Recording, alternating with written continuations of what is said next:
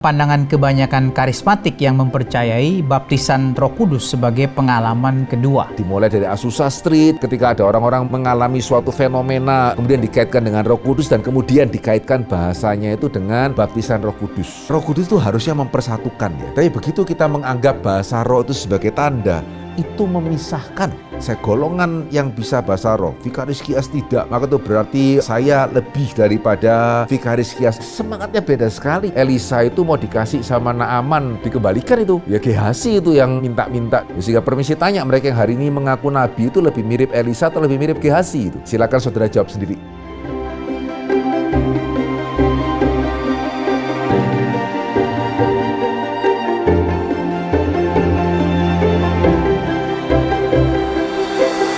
Ya, halo Pak Henry. Ya, Terima kasih kembali untuk kesediaannya. Kali ini kita akan membahas mengenai baptisan roh, karunia roh, dan juga seputar dunia roh. Pertanyaan-pertanyaan yang masuk mengenai tema itu.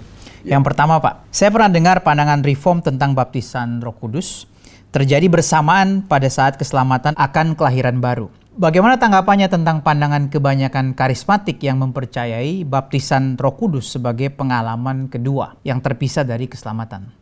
Ini semua didukung banyak dari kitab Kisah Para Rasul. Misalnya ayat-ayatnya baptisan Yesus sebagai anak Allah, kemudian dia tetap membutuhkan baptisan Roh Kudus untuk memperlengkapi pelayanan. Lalu Pentakosta di Kisah Rasul 1 ayat 2, pertobatan Paulus, Kisah Rasul 9, orang percaya Samaria, orang percaya di Efesus. Kemudian apakah definisi baptisan Roh Kudus itu berbeda antara reform dan karismatik? Saya rasa kita kembali kepada firman Tuhan ya, dan kita akan menemukan bahwa di dalam perjanjian baru, ya karena baptisan Roh Kudus bukan istilah yang muncul di perjanjian lama ya. Di dalam perjanjian baru itu ada 7 kali muncul istilah baptisan Roh Kudus begitu ya. Dan yang perlu dipahami, jelas dikatakan di dalam perjanjian baru, baptisan Roh Kudus itu bukan Roh Kudus yang membaptis. Baptisan Roh Kudus itu adalah Yesus yang membaptis kita dengan Roh Kudus. Coba ya kita lihat ayatnya bersama-sama. Tentunya kita tidak akan melihat semua ayat ya. Tapi kalau kita boleh melihat misalnya dari Matius pasal ketiga ayat yang ke-11. Harusnya jelas ya dikatakan di sini, ini Yohanes ya yang mengatakan, aku membaptis kamu dengan air sebagai tanda pertobatan. Tetapi ia yang datang kemudian daripadaku lebih berkuasa daripadaku. Aku tidak layak melepaskan kasutnya. Ia akan membaptiskan kamu dengan Roh Kudus dan dengan api. Ya, ia di sini siapa gitu ya? Tentunya sudah sangat jelas bagi setiap kita. Ya Yesus. Ya sehingga Yesuslah yang akan membaptis umatnya dengan Roh Kudus. Satu ayat lagi, Yohanes 1 ayat yang ke-33. Di sini kembali kita membaca kesaksian Yohanes Pembaptis ya, di dalam bentuk yang agak berbeda. Ya, Yohanes Pembaptis mengatakan, aku pun tidak mengenalnya. Tetapi dia yang mengutus aku untuk membaptis dengan air telah berfirman kepadaku, jikalau engkau melihat roh itu turun ke atas seseorang dan tinggal di atasnya, dialah yang akan membaptis dengan Roh Kudus.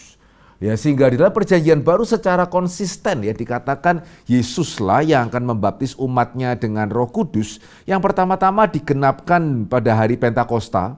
Gitu ya. Dan setelah Pentakosta tadi sudah dikatakan juga oleh penanya ya, di dalam teologi reform memang kita meyakini Roh Kudus itu turun atas setiap orang percaya ya, bukan seperti misalnya second blessing yang terpisah sehingga seolah-olah ada orang percaya yang tanpa Roh Kudus, ada orang percaya yang dengan Roh Kudus ya. Ayatnya sebetulnya banyak ya, tapi yang spesifik baptisan Roh Kudus coba kita lihat dari 1 Korintus pasal 12 ayat yang ke-13. Sebab dalam satu roh kita semua, baik orang Yahudi maupun orang Yunani, baik budak maupun orang merdeka, telah dibaptis menjadi satu tubuh dan kita semua diberi minum dari satu roh. Nah, 2 hal yang perlu diperhatikan ya. Yang pertama, sekali lagi ini konsisten dengan apa yang tadi dikatakan, kita dibaptis di dalam roh, bukan oleh Roh Kudus, begitu ya. Dan yang kedua, ayat ini menunjukkan ini semua, kita semua. Gitu ya, kita semua Yahudi, Yunani, budak, orang merdeka telah dibaptis menjadi satu tubuh gitu ya, dan kita semua diberi minum dari satu roh. Ya, jadi tidak ada orang Kristen tertentu yang sudah dibaptis dalam roh, orang Kristen yang lain yang belum dibaptis di dalam roh. Nah, satu-satunya kalau mau dikatakan satu-satunya peristiwa di mana sepertinya Roh Kudus tidak langsung turun kepada orang percaya, coba kita lihat ya. Ada ya satu peristiwa seperti itu, Kisah 8 ayat 15 hingga ayat 17. Ini ceritanya di Samaria. Ya, terus saya akan mulai bacakan ayat yang ke-14-nya ya. Ketika rasul-rasul di Yerusalem mendengar bahwa tanah Samaria telah menerima firman Allah, mereka mengutus Petrus dan Yohanes ke situ. Ya, setibanya di situ, kedua rasul itu berdoa supaya orang-orang Samaria itu beroleh Roh Kudus. Sebab Roh Kudus belum turun di atas seorang pun di antara mereka, karena mereka hanya dibaptis dalam nama Tuhan Yesus. Sehingga apakah kemudian dari satu ayat ini ya kita bisa menarik satu kebenaran yang bersifat mutlak, bahkan kalau mau dikatakan sepertinya bertentangan dengan ayat-ayat yang tadi kita bacakan? Tidak loh. Ya, karena secara konteks jelas di sini kita melihat ini terjadi di Samaria.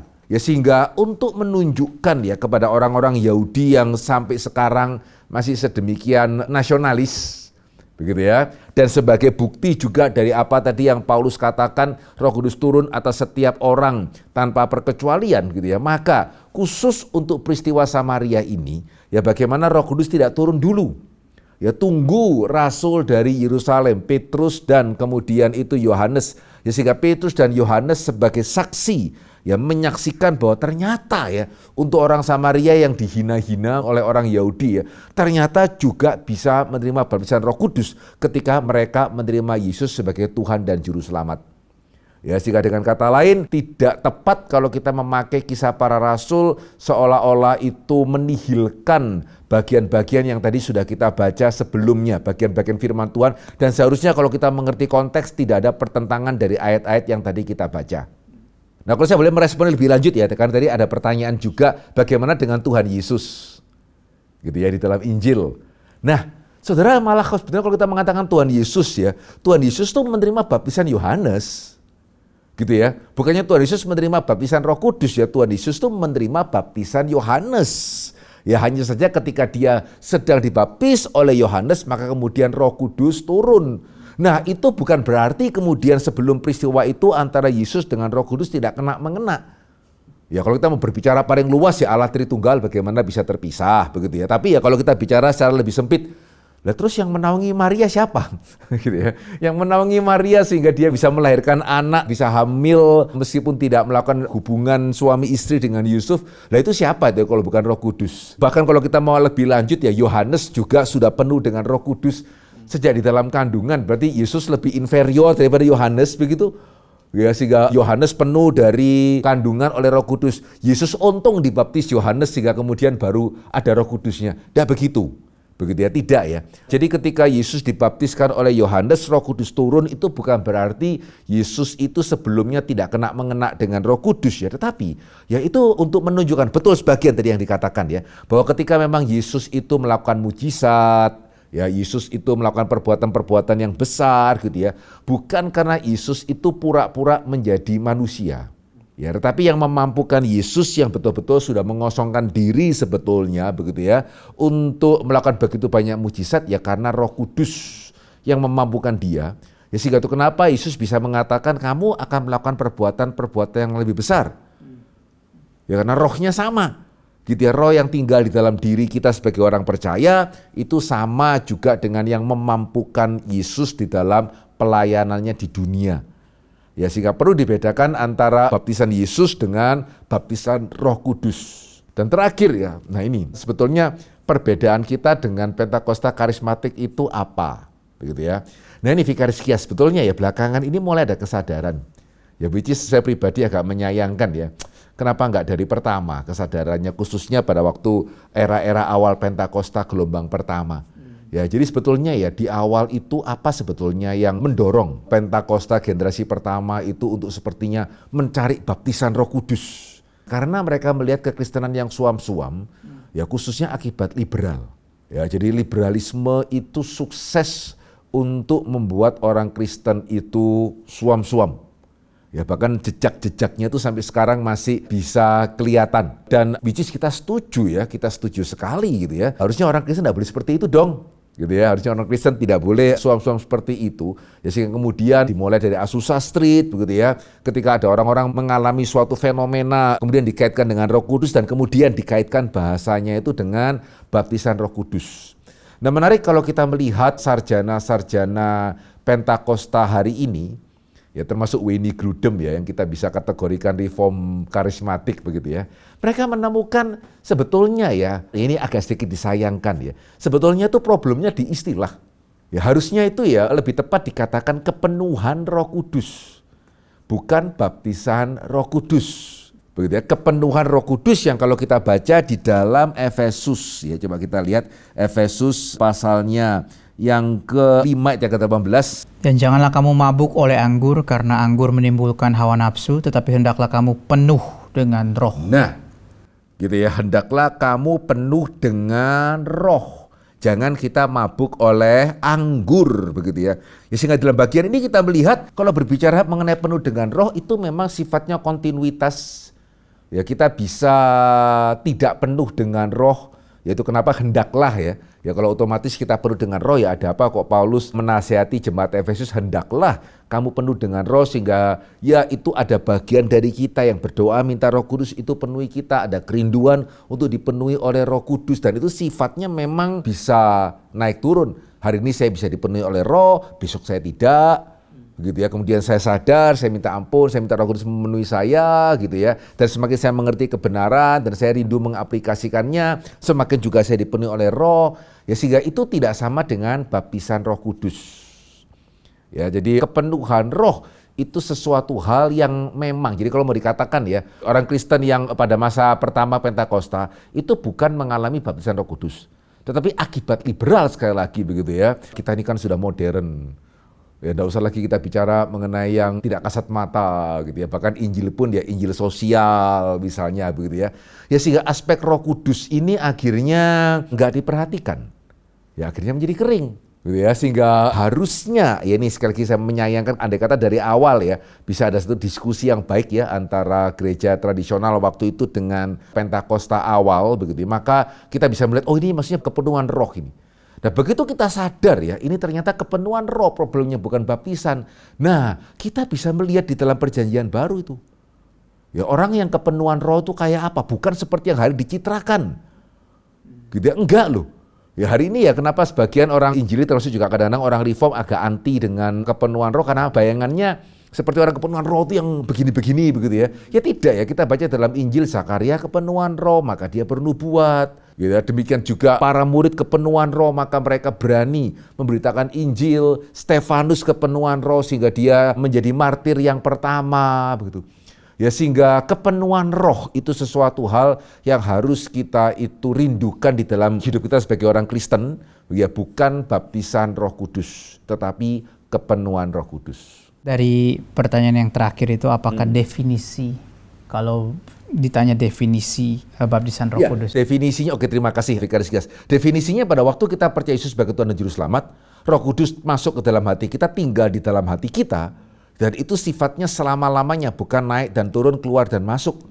Ya karena di dalam Roma Paulus jelas mengatakan kalau kita nggak punya Roh Kudus itu kita bukan milik Kristus loh. Gitu ya, sehingga orang yang milik Kristus otomatis dia jadi baptis Roh Kudus, otomatis Roh Kudus sudah tinggal di dalamnya.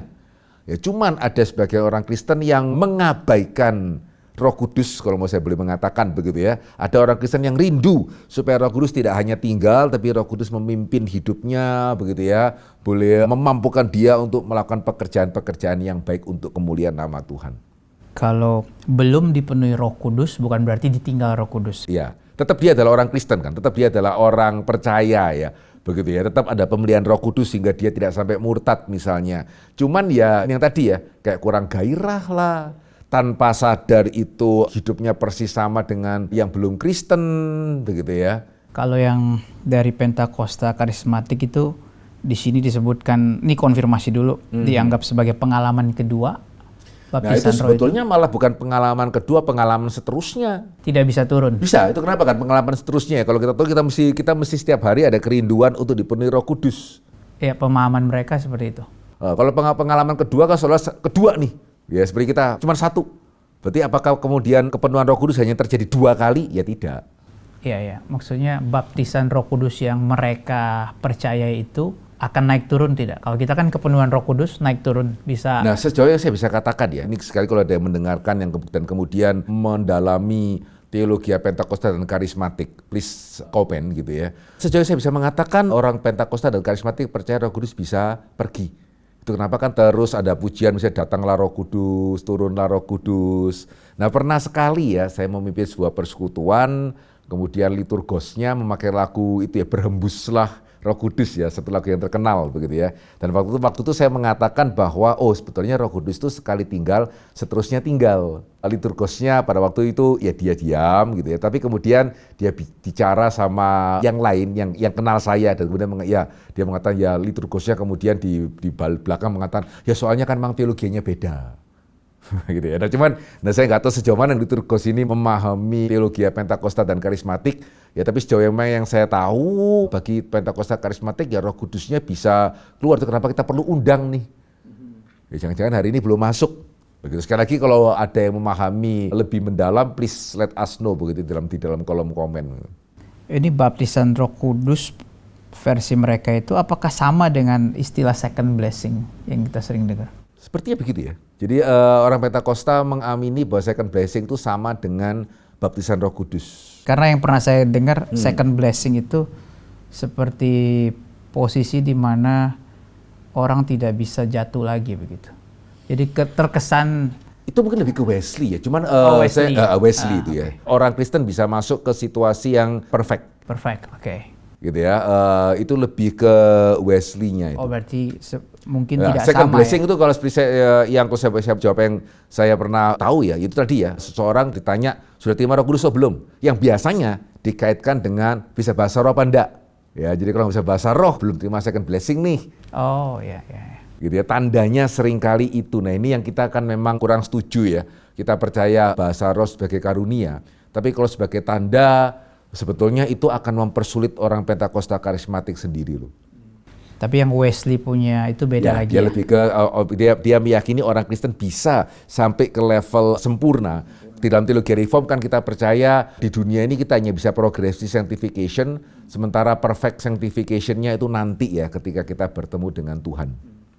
Ini mungkin terakhir, yang peristiwa Azusa Street, kan mereka melihat kemerosotan gereja memang. Lalu ini kan mereka ada kesadaran untuk revive gereja itu, tetapi secara ajaran banyak kita tidak setuju. Apakah kita bisa mengatakan mereka ini good people tapi bad theology? Nah, ini yang saya sangat suka ya, istilah dari J.I. Packer. Oke. Ya, mungkin antara kalau saya mengutip J.I. Packer ini bisa dikatakan aman di antara orang reform gitu ya. Ya, J.I. Packer mengatakan itu Tuhan kita itu murah hati.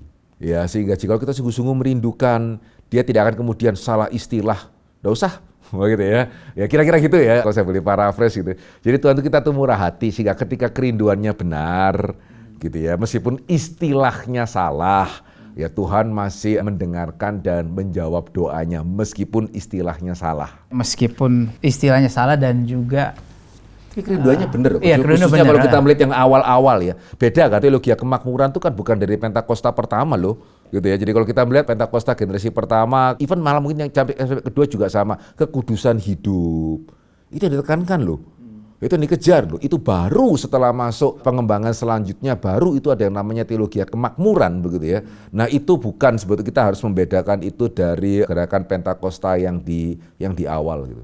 Selama ini saya mendengarkan tentang Pentakosta karismatik begitu, saya teringat akan prinsip dari Agustinus tentang the rules of dialogue begitu. Kita jangan put our best case against their worst case. Jadi kalau mau membandingkan ajaran ya kita pilih siapa yang mewakili yang terbaiknya di ajaran A dan ajaran B. Nah yang sering saya ketemu adalah ketika kita membandingkan dengan Pentakosta karismatik, biasanya kita tidak menunjuk perwakilan mereka yang the best. Nah, tadi mungkin Wayne Grudem, mungkin itu oke gitu. Wayne Grudem. Dan sebetulnya ya kalau hari ini cukup banyak ya, Frank Makia, gitu ya, itu kan cukup terpandang juga di antara para teolog Pentakosta hari ini, begitu ya, Gordon Fee misalnya, itu kan juga Gordon Fee, begitu. Nah sebetulnya begini juga sih Vikaris Kias ya, kita harus lihat ya kenapa kok kita tuh mempermasalahkan teologi kemakmuran. Ya, sementara kita hari ini kan lebih mengapresiasi begitu ya Pentakosta. Kita salah satu kita mesti tanya why. Ya, seperti tadi ya, kenapa ya kemudian kok Pentakosta generasi pertama itu sepertinya mengejar Roh Kudus Karena mereka melihat kekristenan tidak boleh suam-suam loh. Sorry to say kalau saya agak menggeneralisasi ya. Tapi saya harus mengatakan kenapa ya kok banyak orang itu menekankan teologi kemakmuran. Ya karena itu orang suka. Karena dia datang gitu ya. Dan dia kalau datang dia akan kasih persembahan yang besar. Ya, kita ngomong dari kemurnian motivasi saja sudah berbeda loh. Gitu ya, tidak sama itu. Ya antara orang Kristen tidak boleh suam-suam dengan, nah kalau saya memberitakan yang jemaat gak suka mereka nggak datang terus gimana dong? Ya itu dua hal yang sangat berbeda itu. Ya tidak bisa disamakan begitu saja. Ya memang saya agak menyayangkan kenapa di awal kok kita tidak dapat, ya karena mungkin kita terfokus kepada istilahnya salah dan betul ya kalau baptisan Roh Kudus itu dikatakan terjadi berkali-kali ya kita semua setuju, saya pribadi pun Vikariskia juga setuju ya itu salah. Begitu ya itu salah, cuman pada waktu itu mungkin karena sedang suasana atau bagaimana ya kita tidak terpikir jangan-jangan salahnya di istilah loh, gitu ya, jangan-jangan itu ada penjelasan yang lebih baik, nggak harus kemudian kita begitu saja mengasumsikan itu tidak, meskipun sekali lagi ya saya bukannya mengatakan semua gerakan Pentakosta awal itu baik, ketika ada kesalahan seperti itu akan ada side effect yang besar, begitu ya, sehingga kayak tadi misalnya baptisan Roh Kudus dikaitkan dengan bahasa roh lah. Ya baptisan Roh Kudus dikaitkan dengan gerakan-gerakan tertentu, which is sayang ya harusnya kalau dari awal kita melihat enggak ini kepenuhan. Orang yang penuh roh di dalam perjanjian baru itu seperti apa? Ayo kita kejar ini sama-sama gitu ya. Side effect-nya kita harus singkirkan. Itu will be great sih sebetulnya. Jadi di awal-awal itu motivasinya masih sangat baik. Karena itu tadi mengejar apa? Ya sebetulnya karena mereka melihat bahwa kekristenan harusnya tidak suam-suam, beda sekali dengan, ya karena kalau enggak sekarang gimana orang mau datang? Ya kita mesti kasih apa yang jemaat suka. Ya beda sekali sih, tujuan awalnya sangat berbeda sekali. Tapi hari ini pun mereka ada teolog-teolog pun yang masih sangat hari ini pun kita, sampai hari ini pun loh Vikariskia kita juga jangan menyamakan begitu saja Pentakosta dengan karismatik ya. Iya. Begitu ya, beda loh. Setahu saya kalau Pentakosta harusnya tidak menekankan teologi yang sukses. Gitu ya, setahu saya seperti itu sampai sekarang ya.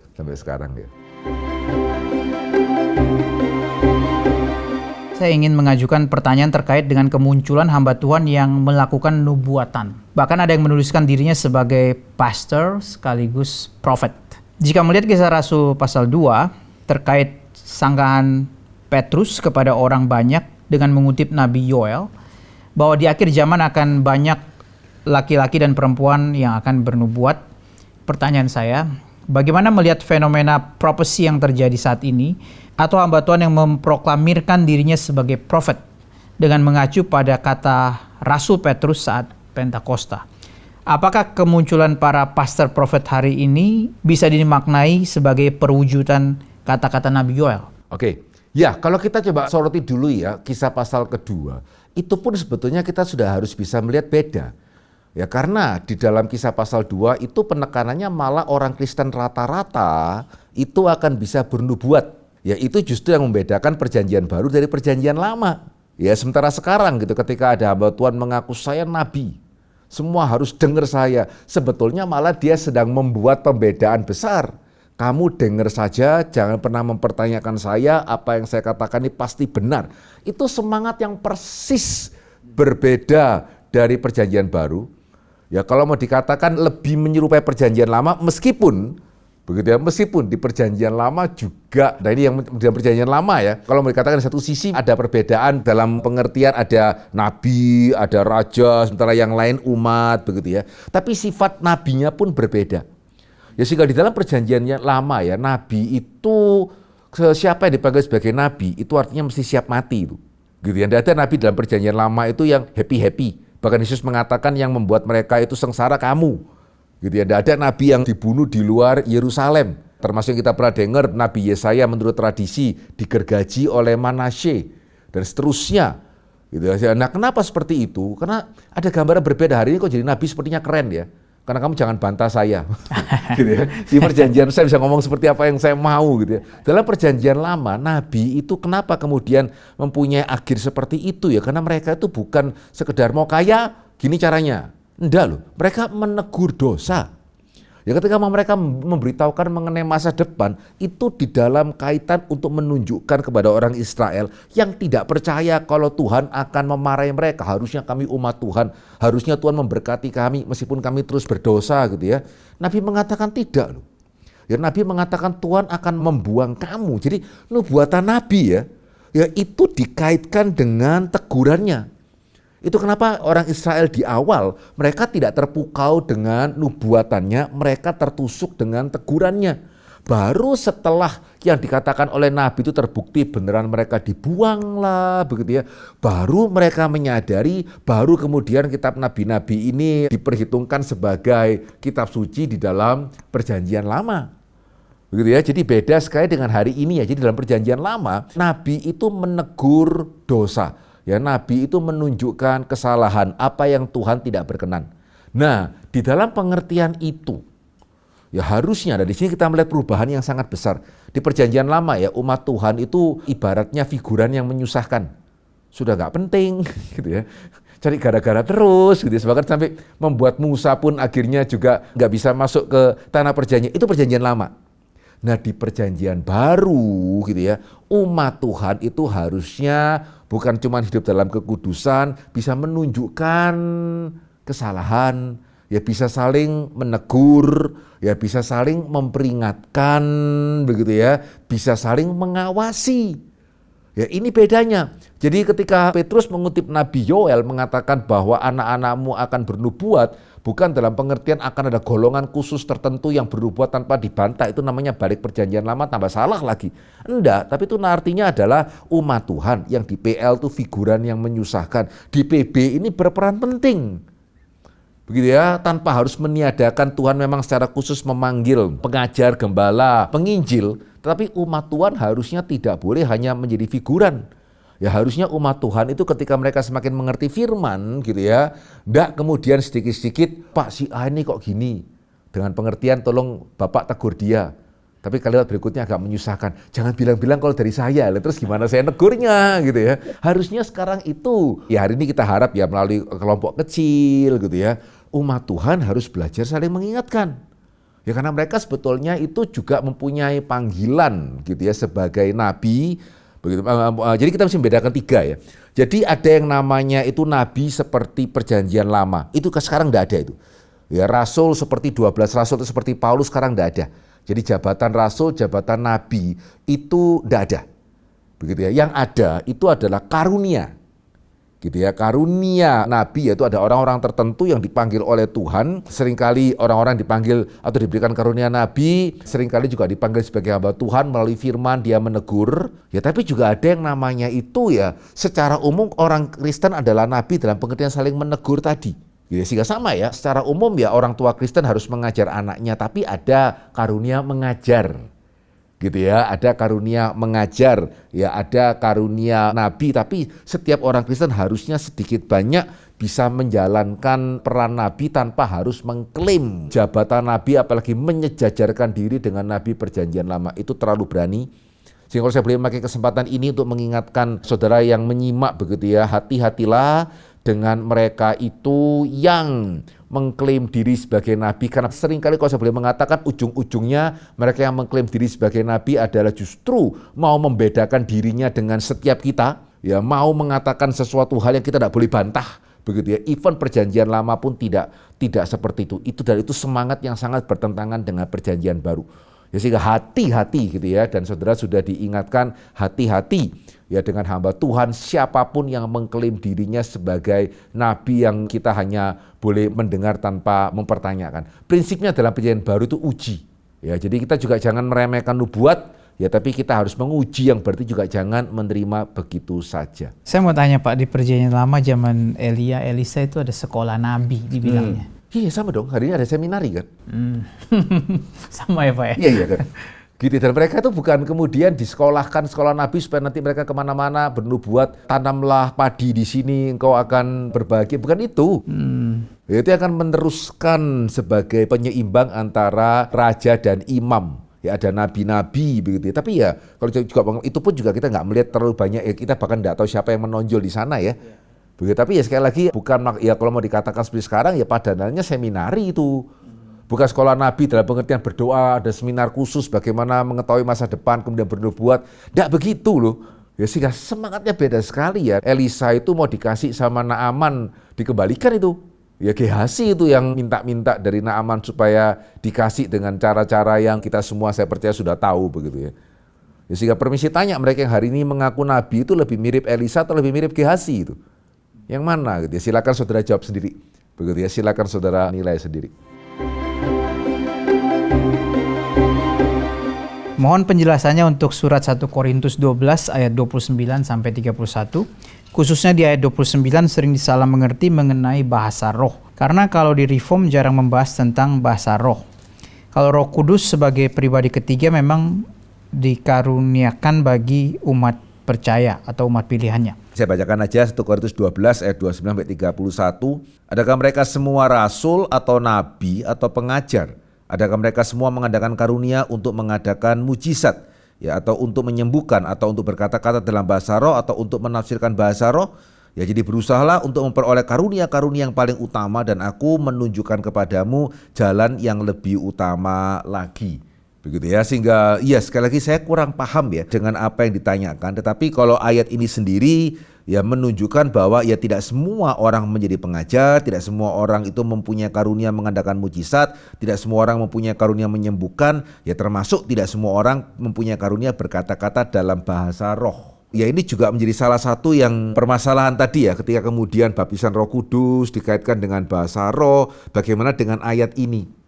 Dan kalau kemudian dikatakan, oh beda, ini bahasa roh sebagai tanda, bahasa roh sebagai karunia. Nah terus bedanya di mana? Secara konkret bagaimana membedakan bahasa roh sebagai tanda dengan bahasa roh sebagai karunia? Ya, jadi hari ini ketika kita menemukan seseorang yang bisa berbahasa roh, itu berarti tanda atau karunia, begitu ya. Akan sangat-sangat complicated sekali, tidak seperti yang Paulus itu katakan. Dan bahkan ya, kalau kita mengerti konteksnya, ketika Paulus mengatakan berusaha untuk memperoleh karunia yang lebih utama lagi, begitu ya, di sini malah yang dia maksudkan bukan bahasa roh itu. Ya bernubuat tadi. Bernubuat dalam pengertian tadi ya, orang Kristen menjalankan perannya, bukan seperti pupuk bawang yang apa-apa diserahkan kepada hamba Tuhannya, tapi mereka bisa saling membangun. Ya mereka bisa saling menguatkan, begitu ya, mereka bisa saling menunjukkan kelemahan. Itu yang mestinya dikejar. Ya bukan karunia bahasa roh, meskipun kalau saudara mempunyai karunia itu ya saudara silakan pakai. Begitu ya, bukannya kemudian tidak boleh dipakai, dan jalan yang lebih utama itu adalah kasih. Sehingga ini ironisnya ini.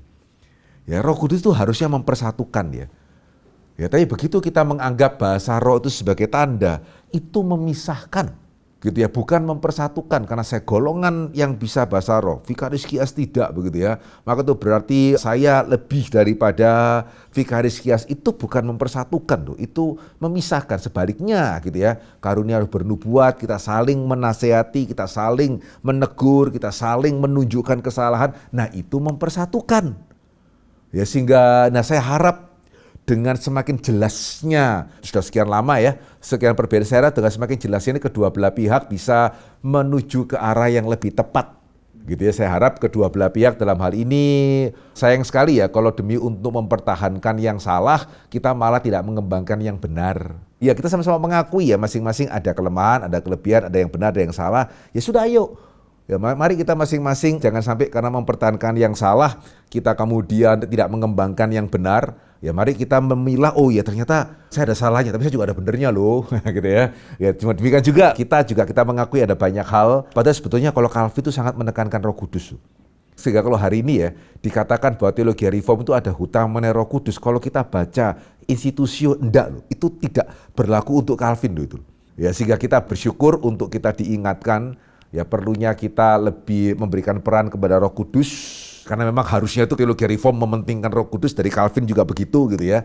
Tapi ya mari yang mengatakan Roh Kudus ya coba dilihat ya aspek-aspek apa pengajaran mengenai Roh Kudus yang ternyata nggak tepat, ya bolehkah itu mulai ditinggalkan ya, karena ternyata juga ada loh gitu ya ajaran mengenai Roh Kudus dari Pentakosta itu yang sangat baik. Nah itu yang silakan bahkan kita sangat mendorong dikembangkan lebih lanjut. Saya mau bertanya Ibrani 5:12 tentang seharusnya kamu sudah menjadi pengajar, tapi kamu masih memerlukan susu. Nah, apakah artinya semua dipanggil sebagai pengajar?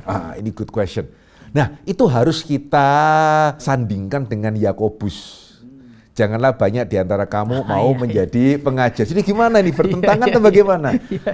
Nah, ini menariknya Alkitab kita ya. Enggak. Gitu ya. Kenapa tadi pembedaan tadi 3 itu ya? Yang pertama udah nggak ada nih jabatan Nabi Rasul, yang ada kan 2 tadi ya. Yang kedua dan ketiga ada orang mempunyai karunia. gitu ya. Nah ada orang tapi juga, wah saya nggak punya karunia, apa tuh namanya pengajar. Maka kalau ada apa-apa dengan anak saya kirim ke Vikaris Kias, ya juga enggak gitu. Gitu ya. Sehingga itu tadi, penulis surat Ibrani menegur jemaatnya, kamu kok mirip PL nih ya, ini gimana ini? Ya sehingga dia banyak pakai contoh PL ya. Begitu ya di Ibrani ya, ini kok mirip PL nih, kok jadi figuran toh yang menyusahkan, bahaya loh itu. Gitu ya, bertumbuh loh.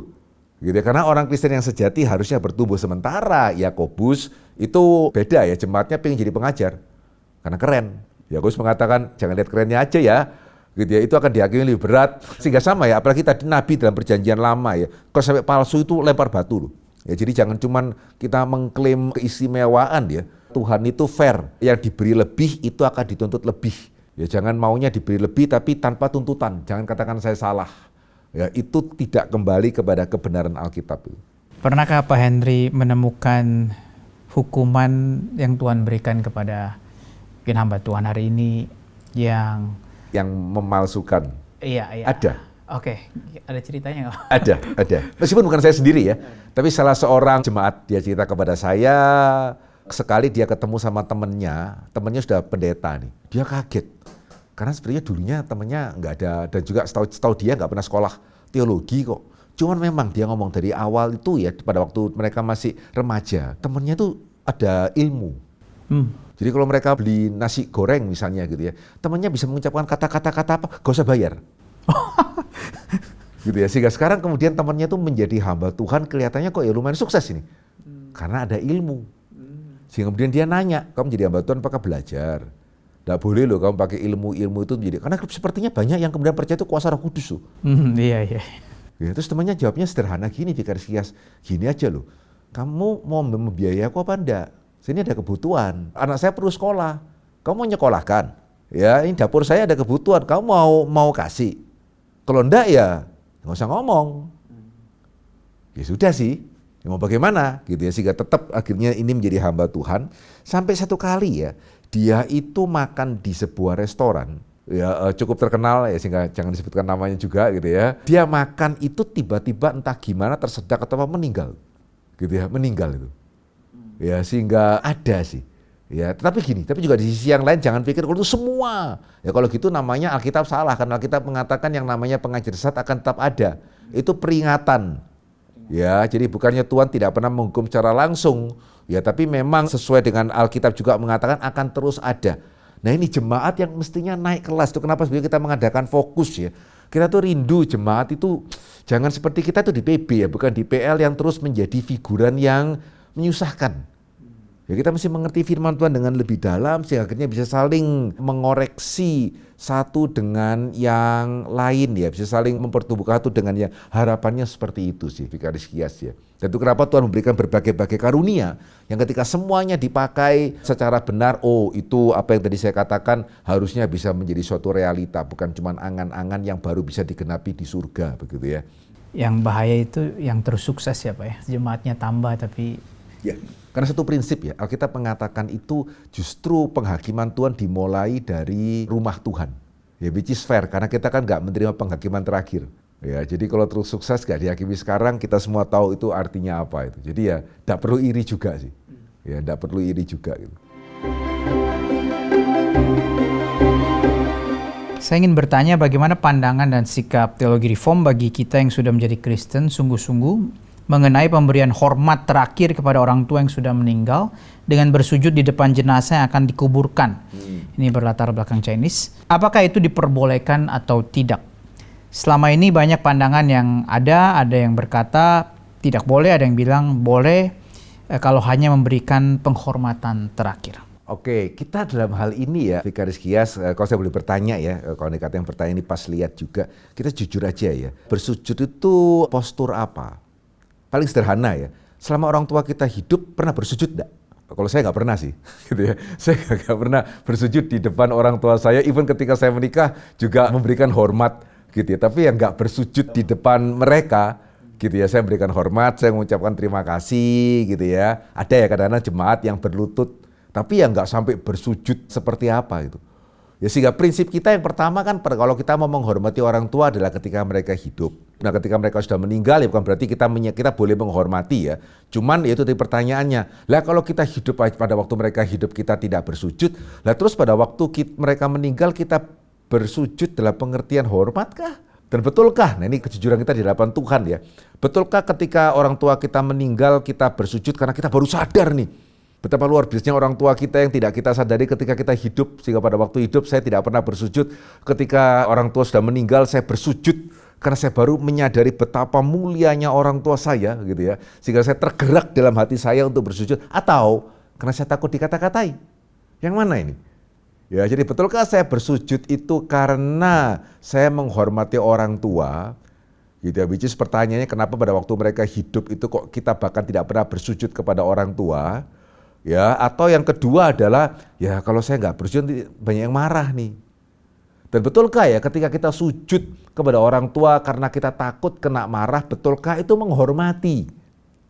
Betulkah orang tua kita akan merasa terhormat kalau misalnya anak itu ke rumah kita karena dia takut dikata-katai, kamu anak kok nggak ke rumah orang tua sih? Seseneng apa kita ya? Ya kalau anak itu menjenguk kita karena dia takut, ya karena ii-nya itu mulutnya pedes-pedes sehingga kalau mereka tahu anak kita tidak besuk kita maka anak kita akan dicela. Demi supaya itu tidak dicela mereka ke rumah kita. Kita sebagai orang tua itu se-happy apa itu gitu ya. Kita harus jujur dalam hal ini saya percaya bukan sekedar boleh atau tidak boleh, jujur-jujuran aja gitu. Ya apa yang kita lakukan betulkah menyatakan hormat kita kepada Tuhan ataukah jangan-jangan karena kita takut lebih karena kita takut dicela gitu ya, dan alasan sebetulnya itu.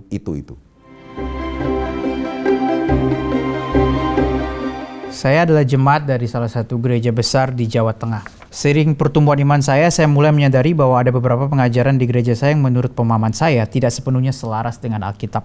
Misalnya mengundang hamba Tuhan yang mengaku sebagai nabi, penggunaan alat-alat profetik dalam doa, dan beberapa praktek lainnya.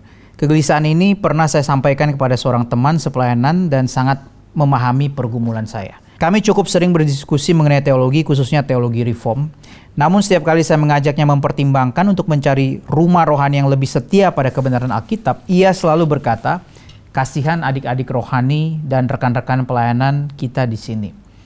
Kalau bukan kita yang mengajarkan kebenaran, siapa lagi?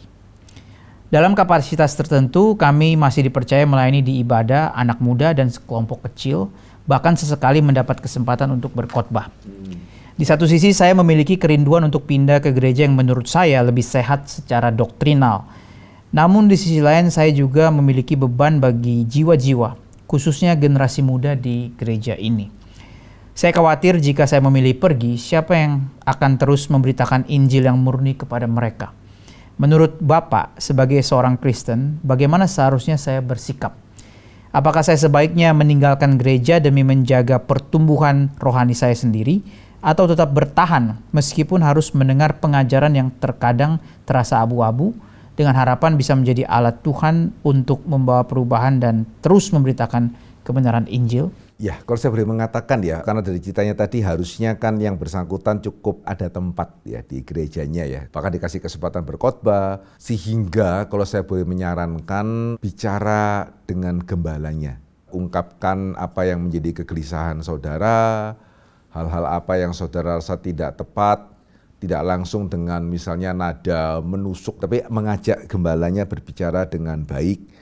Ya, dan ya tentunya saya berharap gembalanya bersedia ya untuk berdiskusi. Itu saya rasa yang terbaik dan yang sebisa mungkin coba dilakukan. Dan yang kedua, ya sebenarnya saya beberapa kali mengatakan ya pindah gereja itu tidak salah, pindah-pindah gereja itu yang merupakan masalah. Ya sehingga saya setuju ya dikatakan gumulkan baik-baik. Cuma kalau bisa sedikit komen ya, karena tadi saya menyimak dikatakan saya mencoba mengajak teman saya, jangan gitu ya, jangan yang ini jangan ya. Jadi fokus kepada saudara sendiri. Nah ini sekali lagi tidak ada jawaban pasti ya, karena saya kan tidak tahu persisnya itu seperti apa salahnya, seberapa sering mengundang yang tidak tepat itu gitu, dan sesering apa atau seberperan apa juga yang bersangkutan untuk membentuk anak pemuda. Tetapi ya kalau saya boleh mengatakan dari sharing beberapa rekan hamba Tuhan, juga ada sharing dari para Pak Tong ya, kadang-kadang kita juga harus melihat ya kalau memang misalnya kita sudah nggak bisa di sini. Karena ketika dikatakan tadi jangan ekstrim untuk ekstrim, yang pertama kan tadi yang pertama dia ajak temennya. Ya, terus temannya mengajak, kita kan perlu di sini nih. Nah, saya rasa baik-baik perlu dipertimbangkan. Tadi saya sudah mengatakan yang pertama, nggak baik juga kalau kita mengajak-ngajak, tetapi juga ya perlu dipertimbangkan sejauh mana kita itu efektif. Ya, kalau kita merasa ini benar ini, ya terus saya menabur. Hari ini saya menabur. Minggu depan yang khotbah kan saya nggak mungkin, itu kenapa saya tadi mengatakan kan saya nggak tahu dia yang bersangkutan khotbahnya itu sekerap apa itu. Kan misalnya dia khotbahnya setahun 3 kali. Ya, temennya juga mungkin setahun 3 kali, ditambah setahun 6 kali, sisanya yang khotbah yang salah. Nah, ini kita juga mesti mulai menghitung nih, efektif nggak nih? Gitu. Dan nantinya, andai kata misalnya juga sudah bicara sama gembalanya, nggak bisa. Dan remaja pemuda akan jadi umum kan? Nah, kita bisa nggak khotbah di umum? Ya, maka akhirnya apa yang ditabur yang baik dicabut. Apa yang kabur yang baik dicabut begitu ya. Yang baik kita tabur dicabut, dan cabutnya lebih banyak daripada kita naburnya. Ya, sehingga tidak harus juga karena kita bisa ada kesempatan untuk melayani di sana, kita itu tanda-tanda yang pasti bahwa saya tidak boleh pindah. Ya, tapi juga jangan juga pada waktu kita pindah kita mengajak-ngajak yang lain. Kumpulkan baik-baik di hadapan Tuhan. Saran praktisnya ya, sementara ini saudara tetap beribadah di sana. Ya, sambil cari waktu kesempatan bicara sama hamba Tuhannya dengan baik. Kemudian juga mulai ya seminggu bisakah bergereja 2 kali? Ya, yang satunya mulai mencoba beberapa tempat yang lain. Ya, karena bagaimana ya kalau saya mau pindah gereja tapi tidak mau pindah-pindah gereja, ya jangan cepat-cepat pindah. Jangan sampai kita pindah ke gereja tanpa kita melihat kelemahannya. Ya, terus kita pindah gereja karena kita hanya melihat kelemahan gereja awal kita, itu juga nggak baik. Ya, sehingga saya rasa saran praktis yang saya bisa kasihkan tetap melayani di sana, coba berbicara dengan hamba Tuhannya gitu ya. Dan kemudian kalau mungkin hari Minggu kebaktian lebih daripada sekali, coba ke tempat yang lain untuk kita bisa diperlengkapi lebih lanjut. Jangan terlalu cepat juga stay di satu gereja yang lain, lihat-lihat dulu. Kan toh kita juga sudah stay di dalam gereja yang pertama. Ya, kira-kira mungkin seperti ini, harap bisa sedikit memberikan jawaban. Oke, terima kasih Pak Ya, Andri terima kasih. untuk setiap jawabannya. Kita bersyukur pertanyaan-pertanyaan sudah boleh dijawab, tapi kalau saudara masih mempunyai pertanyaan yang lain, silakan mengirimkan pertanyaan Anda melalui WhatsApp atau komen di YouTube. Link Kelas Fokus episode 1-22 yang membahas dari penciptaan sampai eskatologi bisa didapatkan di dalam kolom deskripsi. Jika saudara mendapat berkat dari program ini, silakan share kepada yang lain. Mari kita bersama bertumbuh menjadi orang Kristen yang dewasa. Tuhan memberkati.